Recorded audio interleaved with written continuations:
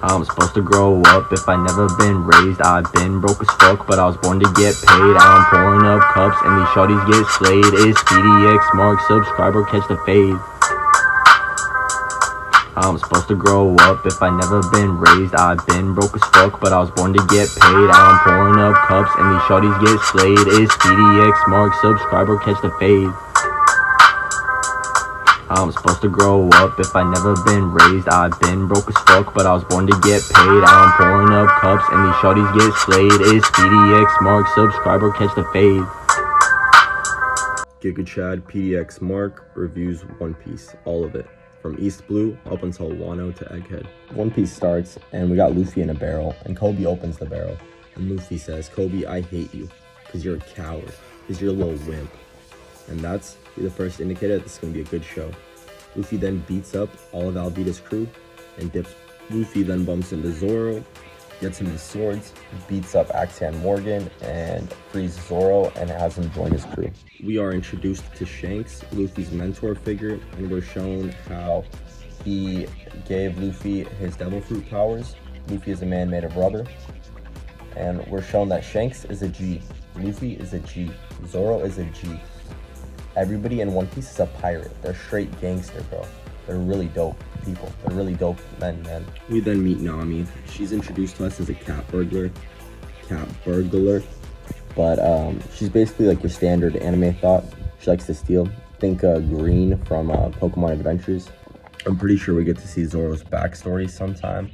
And Zoro's backstory is pretty cool. Basically, he used to train in the Swords Academy, and he had like this little girlfriend, and she was better than him at sword fighting, and he loved that because he had a rival. He had something to strive towards. He really wanted to beat her, but she tripped and fell and died, and that gave him depression. And he promised her he would be the best swordsman in the world, and so that's what he lives by, and that's his whole life, and he's an amazing man for that. We then meet Usopp, and Usopp is the most L-mans you've ever seen. I cannot name a more L-mans in all of existence. And I kind of hated on Usopp for the longest time. I was not a big fan until I realized he's the comedic relief of the show, and he's great, and I'm glad that he's a part of the group. I like Usopp a lot. Plus, if you know about Water 7. Anyways, Usopp's girlfriend is like super rich, and they give the Straw Hat crew their first ship, the Mary, and they're off to more adventures. Up to this point, One Piece has kind of sucked. It's been like a very funny show. Think SpongeBob. Think Looney Tunes. And that's literally what One Piece has been up to until this point. In comes Sanji at the Baratier. Sanji is a chef. He always wears a suit. He's always got a siglet. He's got emo hair. And he makes fire food. And we get to learn he works on a restaurant in the water called the Baratier with this dude Zeph. And we get to learn their backstory. Sanji used to work on a boat, and Zeph was a pirate that invaded the ship. And then a big wave flipped the ship over. And then Sanji and Zeph, they wake up shipwrecked on a little island. Sanji is a little kid. Zeph is a grown man. So Zeph gives Sanji a little bag of food, and he takes a big bag of food for himself. And Zeph says, "Look, Sanji, I'm a lot bigger than you, so I get the big bag and you get the little bag. Now you go over to the other island and you wait for help, and I'll be on this side of the island. And if we see a ship, we talk to each other. Don't talk to me unless you see a ship." After like 3 months, Sanji runs out of food, and Sanji is starving. My man is skin and bone. And he looks over at Zeph, and he still sees that Zeph still has a big bag of food. The whole bag. Sanji is outraged. And he sprints over there with a knife, ready to kill Zeph. That's how hungry he is. And he rips open the bag, and there's nothing but treasure in there. Not a crumb of food. And he looks at Zeph and he says, "How? How have you survived if there's only treasure in this bag?" Then he looks down, and he sees Zeph has one leg. Zeph gave Sanji every crumb of food, and he ate his own leg, because Sanji is a little kid with dreams, the same dream as Zeph. The dreams to find the all blue, an ocean where every kind of seafood lives. Zeph would have happily died if it meant Sanji had a chance to fulfill what Zeph couldn't. I believe the Baratier arc is when One Piece gets really good. One-eyed Mihawk or whatever, Mihawk pulls up, bro, and him and Zoro have a duel, and it's dope. And Zoro gets cut down, and then Sanji saves him. And then there's like these mean pirates that are all up on the Baratier, and Luffy and the gang beat the crap out of them. Nami takes all their money and dips. Arlong Park, baby. If you know, you know. We are now at Nami's house. We're now on Nami's home island. We find out that everybody on Nami's home island hates her, despises her, because she works for the mean pirate fisherman Arlong. We find out Nami's backstory. Her adopted mother dies. Her adopted mother gets killed so that Nami and her sister may live. She dies because she couldn't afford to pay Arlong the fine for having 3 people in a household. Nami's entire island are slaves to Mr. Arlong here. And all Nami wants is to buy back everybody's freedom. But nobody knows that, so everybody just hates her. Luffy does not care because Nami is his friend. And Luffy will die for all of his friends. Because Luffy is the best pirate captain of all time. Now, around episode 60, we get to see one of the greatest scenes of One Piece of all time. Nami sitting on the floor crying. Luffy comes up behind her, puts a hat on her head, and says, "I'll be right back, shawty." Luffy, Zoro, Sanji, and Usopp pull up to Arlong Park, waging war with these buff-ass, scary-ass looking fishermen pirates. Long story short, all 4 of them fight like an anime villain type fisherman, you know what I mean? Luffy fights the big boss, because Luffy is the big boss. Here's how it goes. First island liberated in the name of the Straw Hat. When I watched this episode, when I watched these scenes, the goosebumps, I was like, okay, this might be better than Naruto. I watched this in 2014. I was 12 or 13. I had watched all of Naruto Shippuden, all of SAO, and all of Dragon Ball. And now One Piece was my 4th anime I've ever gotten into. And I was like, there's no way this is better than Naruto, but it's starting to get good. There's some filler. They got to get into the Grand Line. They have to find out how to sail up a waterfall. They make friends with a whale and this old guy. It's all kind of whatever. Well, it's all kind of whatever, but I'm pretty sure the One Piece is inside of the whale. I'm 90% positive. This is like a 2-episode long endeavor. They're finally in the Grand Line, where all of the scariest pirates ever are. This is where you look for the One Piece. This is where all the warlords are. This is where all the pirate emperors are. One thing about One Piece, the world building is incredible. I can see the entire world of One Piece right now. Alabasta is a desert country who is currently getting overruled by a pirate businessman gangster named Crocodile. One of the series' finest villains. They even brought him back. He doesn't die, I'll say that much. We meet Princess Vivi and her bird, and we find out about the problems in Alabasta. And she's like, Luffy, I need help. So Luffy's like, I got you, sis. I'm gonna go beat up this croc guy up. Crocodile is made of sand, so in order for Luffy to actually be able to punch him, he has to put his own blood in his fists, so he can beat the crap out of Crocodile. Alabasta is also where we're introduced to Luffy's older brother, Ace. Probably my favorite character. This dude, Fire Fist Ace, what a lad, bro. Skates around all by himself, made of fire, Luffy's older brother. Awesome mans, W mans. Anyways, long story short, Luffy fights Crocodile 3 times, Ace dips. Luffy loses the first 2 fights, but the 3rd time, he finally beats him down, and Alabasta is now free. Vivi could not be more overjoyed. The emotions in this scene are incredible. This is where we get the iconic X hand mark, W vibes. Nico Robin, a member of Crocodile's crew, we meet her. She's pretty dope. She now joins up with Luffy, and our crew is now 1 person bigger, and we're off to keep sailing. I just had to look up whether or not Chopper was in Alabasta, because I don't remember him doing squat there. But I guess he was there the whole time, and I forgot to talk about him. Basically, Nami gets sick, and the ship needs a doctor. They're always getting into fights. They're a pirate crew. So Nami gets sick, and they go to see a doctor. And the doctor is this half reindeer, half human hybrid doctor thingy. Basically, he's a reindeer who ate the human fruit. So, yeah, this is Chopper. This is like their mascot or whatever. No, well, he's more than that. He's their doctor. You need a doctor. He's cool. I like Chopper. He's all right, but he doesn't do a whole lot. He's really 9 times out of 10, he's just there to be funny and cute. Anyways, Skypiea time, baby. They pull up to some kind of weird looking town. Blackbeard is there and Bellamy is there. Luffy and Zoro, they go to a bar. And Luffy and Zoro, they get mad disrespected. And Luffy, as the pirate captain, he said, Zoro, don't touch them. We don't gotta fight these guys. It's not worth it. And he does this because of the example that Shanks showed him. That it's not worth killing a man over some spilt beer. Nami is outraged that they got their butts beat that they got beat the crap out of and they didn't do nothing about it. But Zoro and Luffy, they understand. They have a strong character. They can kill anybody in the world. They can literally kill anybody they want. They just don't feel like these guys have done anything bad enough to deserve death. But Bellamy is still begging for it, so he has a little fight with Luffy where he bounces around a million times, and then Luffy one-shots him with a punch.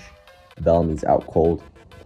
And there's this island in the sky called Skypiea, and they say that they're going to go there, and nobody believes that it exists. They eventually go there. We also meet Blackbeard, one of the show's main antagonists, but we don't know this at the time. Edward D. Teach. Blackbeard's chilling. He's just drunk, sitting on the sidewalk, being a lad for now. So the crew goes to Skypiea. Skypiea is a pretty alright arc. There's a lot of lore in the show. Like, a lot of the fans are pretty sure that the D in Luffy's name comes from Skypiea. So Luffy has ancestors from Skypiea, maybe, perhaps, supposedly. And there's this guy there. His name's Enru, I'm pretty sure. He's made of lightning.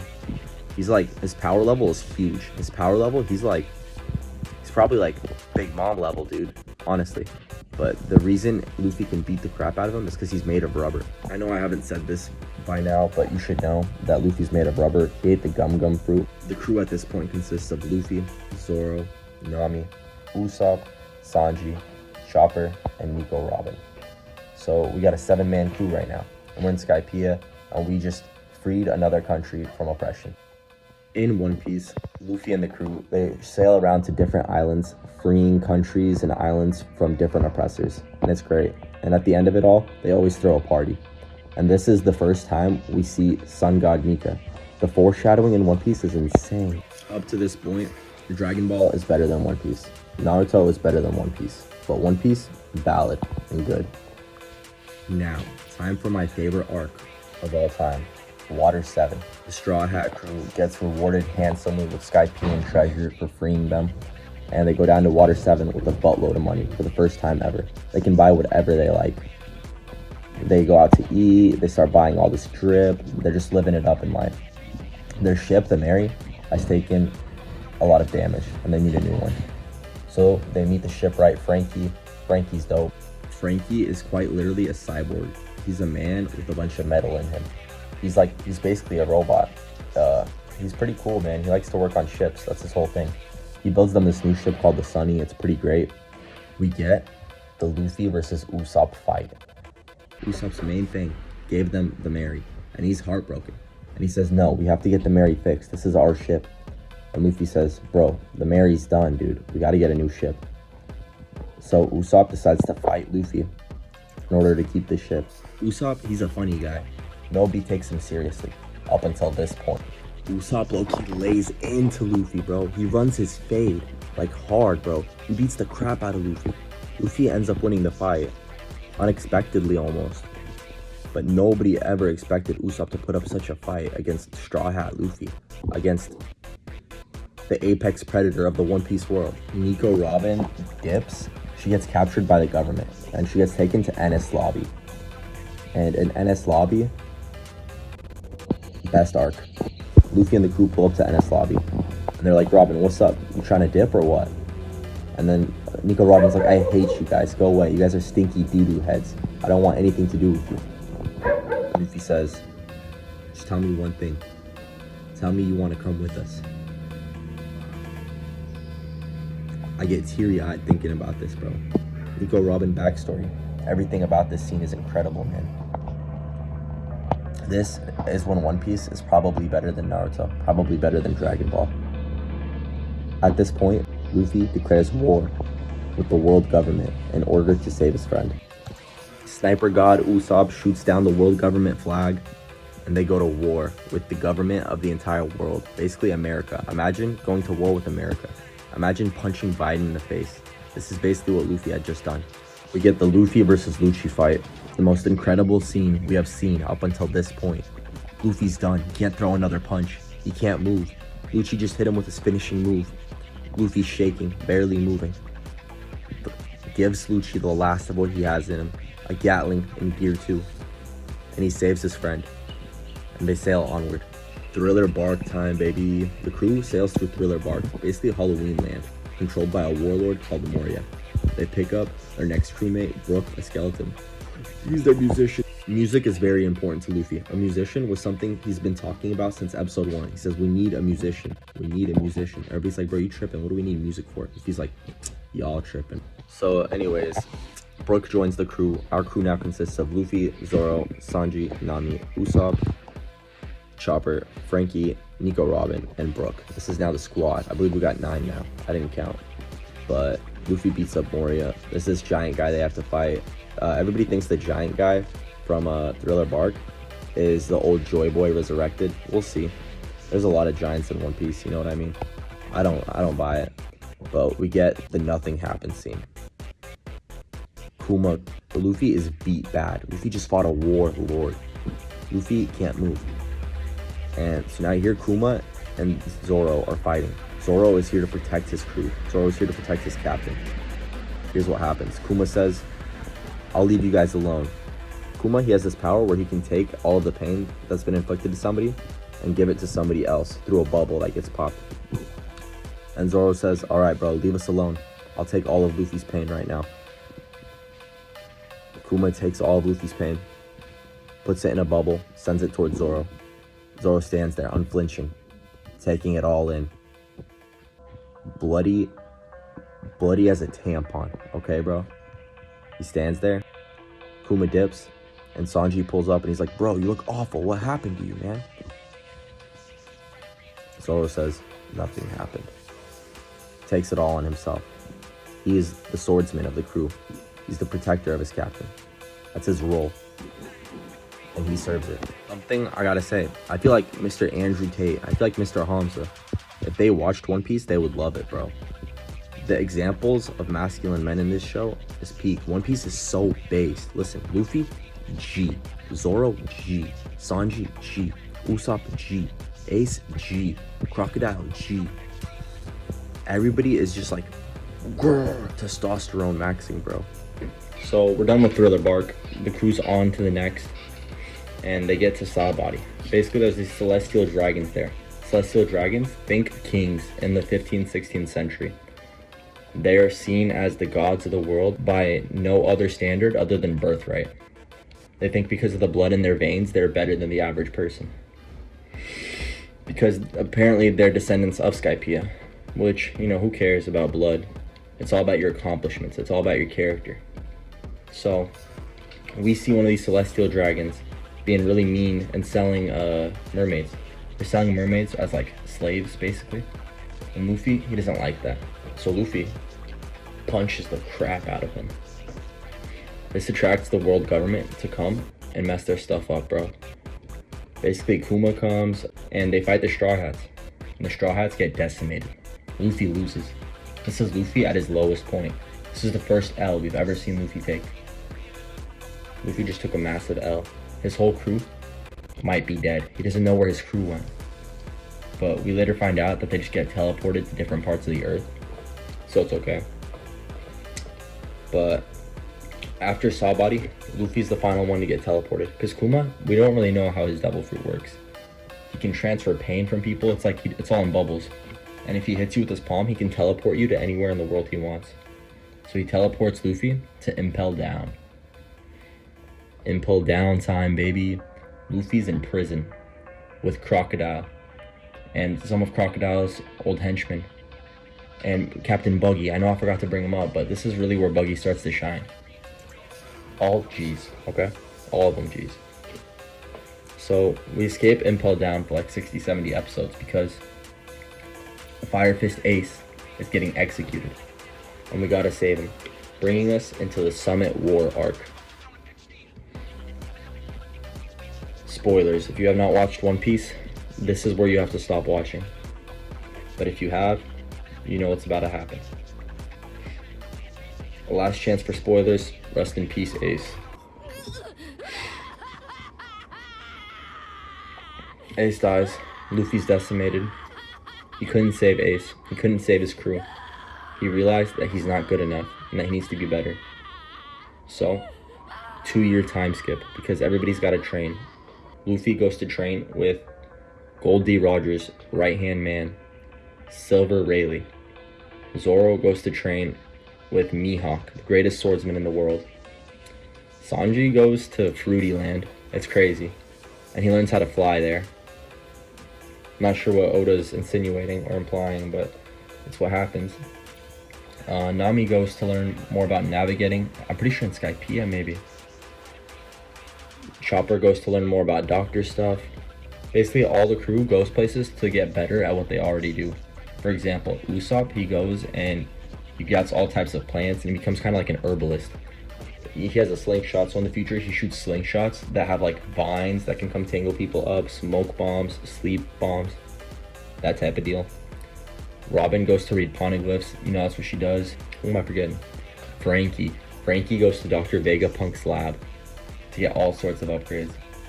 Brook becomes a rock star. Brook becomes the Skull King. Brook's awesome. 2-year time skip is over. The crew all meets back up, better than ever. And we see Luffy completely body a pacifista, which is literally a clone of Kuma, the guy who bodied him and his whole crew in Saw Body. After he beats the crap out of Kuma, we got Fisherman Island. Honestly, one of the worst arcs ever. This arc literally made me quit watching One Piece. What's so bad about this arc is in Fisherman Island, the episodes are 10 minutes long because the first 5 minutes of every episode is the last 5 minutes of the last episode. And so whatever you watch, so when you're watching an episode, in the first 5 minutes, it's the last 10 minutes of the last episode. And then the last 5 minutes are going to be the first 5 minutes of the last episode. It's very childish. If you didn't watch it weekly, you might quit, bro. Fisherman Island is rough. Honestly, my least favorite arc by far. This arc single-handedly made me stop watching One Piece. So I was like, this is silly. If I see Sanji get another nosebleed, I swear to God. But they have to fight this dude named Hardy, who's like another racist fisherman. And he's not very cool. He's not very interesting. He takes steroids. He's basically Bane from Batman. But he still can't keep up with Luffy, not even a cent. But I kind of get why this arc was so boring. People say that this arc is to show you the results of the Straw Hats training. This is to show you how far they've come. In Vegapunk Town, they meet up with Law. Law is super cool, super swag, super G. Top 10 characters. He's got the Op fruit. Surgeon of Death. That's Law. And they find out what's happening at Vegapunk facilities. Basically, people are making artificial devil fruits that turns people into furries. I'm not even kidding. This is actually where the story went. After Fruity Land and Fisherman Islands and the Smile Devil fruits, I was like, bruh. Thank God Law has a lot of action scenes in this arc. Law versus the dude with the meat on his face. W fight. After all that garbage, Dressrosa time, baby. My favorite villain in the whole show. Dofi, Doflamingo, Corazon, Law backstory. Basically, Law was a 5-year-old and he was dying of a disease. And he went to murder Doflamingo I don't remember why, but he was just trying to kill Doflamingo, get his money or whatever, and Dofi liked that. And he said, Law, I'm gonna train you to be the next me. You're gonna take over my criminal empire. And Law said, yes, sir. But Law was really good friends with Doflamingo's brother, Corazon, who betrayed Doflamingo in order to save Law's life. Doflamingo did not like that. So he killed Corazon in cold blood. And Law, he never forgave that. So now here we are in Dressrosa. Dressrosa is a kingdom that Doflamingo, a warlord, has taken over. He has this little girl who has a fruit where she can turn any person into toys. Into like easily controllable toys. So basically this little girl, she touches you and you become like a toy who can't say no to things. You become a toy who has no will. It's kind of like if a wizard turned you into a frog, but worse. And so the whole island of Dressrosa is just completely under Doflamingo's terror and under Doflamingo's dictatorship. And now Luffy and Law are here to free it. Also, there's a tournament to get Ace's old fruit. And Dofi does this, obviously, to trap Straw Hat.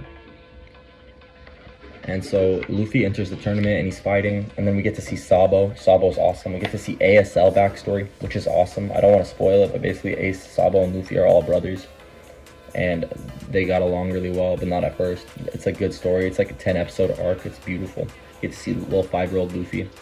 He was still a G. You get to see little 5-year-old Ace. He's a G. Sabo's alright. Sabo's pretty cool. Sabo's alright. Not my top 10 favorite characters, I'll say that much. His swag is weird, bro. He's like steampunk swag. I don't like his haircut. I don't like his haircut when he's little. I don't like his haircut when he's older.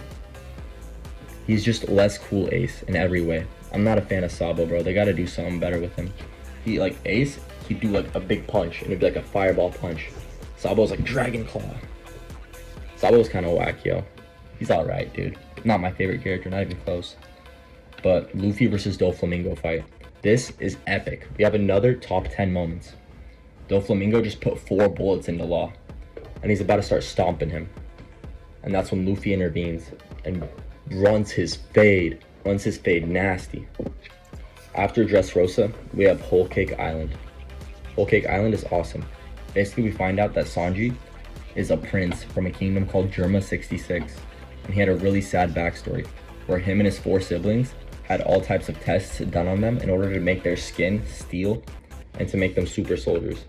And basically all of his siblings, the tests, they went really well. They turned the kids into have super strength, super strong skin, all that. But Sanji, the experiments failed on him. And so his siblings always tortured him and bullied him, and his dad hated him growing up. And Sanji had the worst childhood that anybody's ever had, ever. And it's really sad to see. And it's really inspiring to see where he is now and how he's just not willing to take that anymore. Peak storytelling. And then Sanji, he leaves the crew because he has to get married to Big Mom's daughter. And he does this because he doesn't think Luffy can run Big Mom's fade. He doesn't believe in Luffy. So in order to protect his crew, he says, alright, I'm gonna go marry Big Mom and I can't be part of your crew. So we have another impelled down moment where Luffy has to go back and say, Sanji, I'm waiting right here. There's no way you don't want to be my friend. There's no way you don't want me to come help you right now. So Luffy goes to war with a pirate emperor, Big Mom, and he fights her number 2, Katakuri. I have big issues with this fight. This fight, Katakuri beats up on Luffy. He beats the crap out of Luffy for 6 episodes. Luffy doesn't get a single hit in.